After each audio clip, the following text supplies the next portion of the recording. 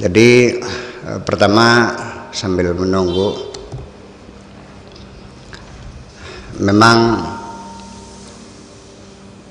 kita sebagai orang Islam artinya harus punya kepatuhan terhadap pemerintah yang sah,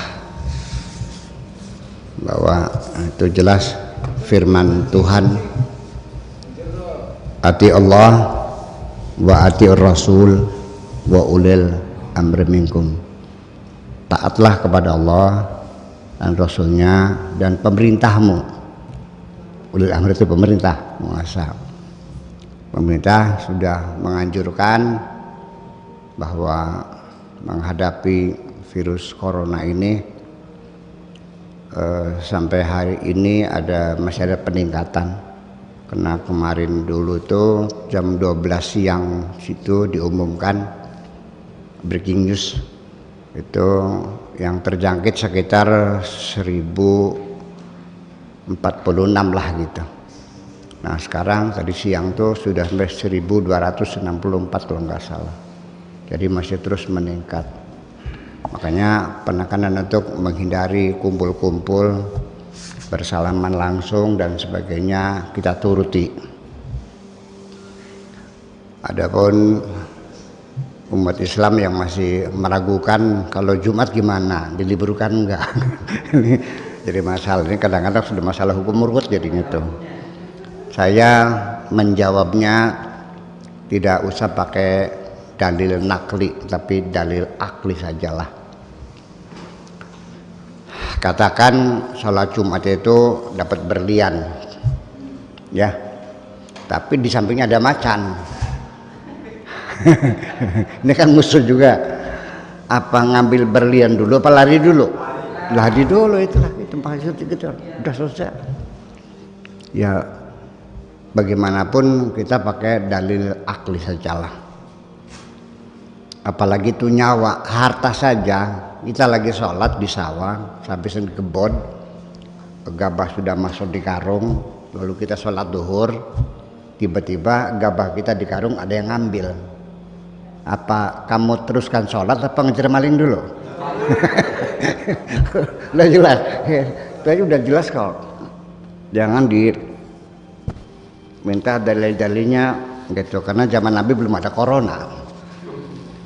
Dan corona itu musuh kita yang tidak kelihatan mata.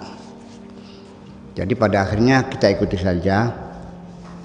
Termasuk pengajian malam Senin. Ini saya tahu ini lagi sedang semangat-semangatnya ngaji, tapi ya bagaimana? Ya kan gitu. Saya tidak melarang siapapun datang sini, kan gitu. Tapi tetap nanti caranya seperti ini. Kita jaga jarak. Kemudian ya sudah kita pasang speaker di luar, mereka bisa ngaji, ya kan? Jadi tidak diliburkan, tapi caranya online saja gitu. Yang mau hadir tetap tidak mungkin saya tolak ya, silakan, cuman ya jaga jarak, nggak perlu salaman lagi lah gitu, betul nggak? Jadi saya juga ini bawa antiseptik atau apa ini, Detol ini selalu kalau salaman, karena saya nggak sampai hati untuk menolak orang salaman juga. Setelah itu ya saya bersihin lagi gitu. Nah setelah itu baru kita tawakal ala Allah. Jadi orang tawakal itu begini, mobil kita masukkan ke dalam garasi, mobil kita kunci, garasinya kita kunci, gerbangnya kita kunci. Setelah itu kita tidur, tawakaltu ala Allah. Itu benar. Tapi kalau mobil itu ditaruh di pinggir jalan terus tidak dikunci, terus kamu pergi tidur bilang tawakaltu ala Allah, yang nggak benar begitu mah. Jadi tawakal itu tetap prosedurnya harus kita SOP-nya sesuai dengan SOP setelah kita melakukan segala langkah-langkah yang harus kita lakukan. Sebab tawakal itu Allah itu adalah di penghujungnya setelah kita berusaha seperti itu kan.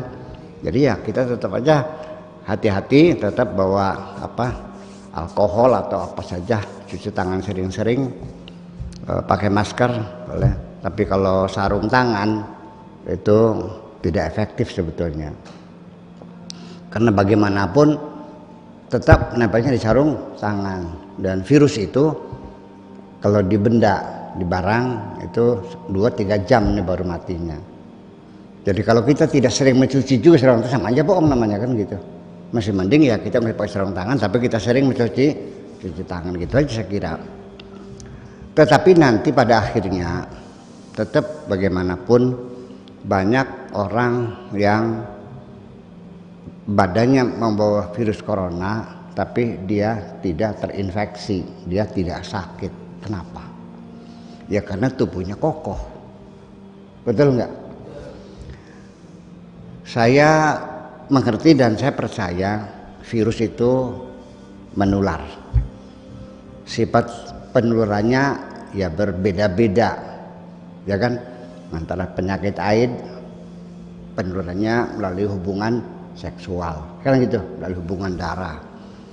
TBC melalui udara karena virusnya berterbangan. Kalau corona adalah bukan dengan bersentuh, tapi terhirup masuk ke dalam hidung kita ini, dalam mulut kita ini. Makanya jadi kalau yang kena corona, kalau batuk ya makanya jangan diludah sembarangan. Makanya pakai apa namanya, pakai ini kan supaya menjaga orang lain supaya jangan ketularan, dan kita juga jangan ketularan. Tetapi pada akhirnya akan apapun pencegahan kita lakukan, akhirnya depend on, tergantung kepada kekebalan tubuh kita. Kekebalan tubuh kita dari mana? Ya dari stabilitas, keamanan, kedamaian, ketenangan, kemesraan, rasa cinta. Itulah. Coba saya silakan tanya kepada seorang dokter. Tuberkulos itu menular, betul. Tapi kenapa suaminya nggak ketularan? Istrinya kena TBC, kok suaminya tidak? Padahal makan bareng, tidur bareng, malah cium-ciuman bareng ya. Kalau cium-ciuman bareng-bareng nggak? Tapi kenapa nggak ketularan bertahun-tahun? Ya karena suaminya kokoh, imunitasnya tinggi. Nah padahal si orang ini tetangganya mati, istrinya lagi menangis sedih. Dia datang takziah, di situ dia batuk, ketularan kan, karena dalam keadaan sedih. Makanya tolong dijaga pencegahan secara medis betul, tetapi tetap ketahanan tubuh juga harus dipertahankan. Jaga kedamaian di hatimu itu, ya kan begitu. Barangkali saja melalui ngaji ini hati kamu jadi damai, itu meningkatkan kekebalan tubuh kita, ya kan begitu. Akhirnya apa? Dengan iman juga kok akhirnya. Yang menolak virus itu iman kita juga kok. Nah makanya kita menganjurkan kepada siapapun menghadapi ya musibah virus corona ini ya silakan waspada, tetapi jangan sampai menjadi panik. Karena ketika rasa panik, ketakutan berlebih-lebihan, maka justru itu menyebabkan Anda menjadi rapuh menjadi. Ya percayakan sajalah, peribahasa Indramayu mengatakan mangsa mati ya wong dawa. Ya jelas begitu kira-kira ya. Jadi jangan salah paham. Kemudian ketika ada yang menanya, Pak Kiai, ini virus corona ini apakah ini azab dari Allah karena kita banyak dosa? Ya mungkin saja. Mengapa tidak? Karena kita juga mengaku kita banyak dosa kok. Tetapi tolong takdir Tuhan jangan kau bikin ada garis-garis demarkasi, jangan sampai ada garis-garis dikotomi di dalam takdir Tuhan. Jangan kau dikotomikan takdir Tuhan dengan seleramu sendiri. Kalau orang yang kena musibah itu orang yang engkau cintai, engkau mengatakan sedang diuji oleh Allah. Tetapi kalau yang kena musibah itu orang yang kamu benci, kamu mengatakannya azab dari Allah. Ya sudahlah, kita doakan saja semuanya, moga-moga yang sudah terjangkit sembuh, yang belum terjangkit mudah-mudahan terhindar siapapun, dan jangan ada kebencian kepada siapapun. Agama saya tidak menyuruh saya untuk membenci suku saya yang berbeda, tidak menyuruh saya membenci orang yang agamanya beda, saya tidak menyuruh orang yang pikirannya berbeda. Saya hanya disuruh mencintai siapapun, itu saja. Dan damailah hatimu. Makasih, insya Allah corona juga nggak mempan kok.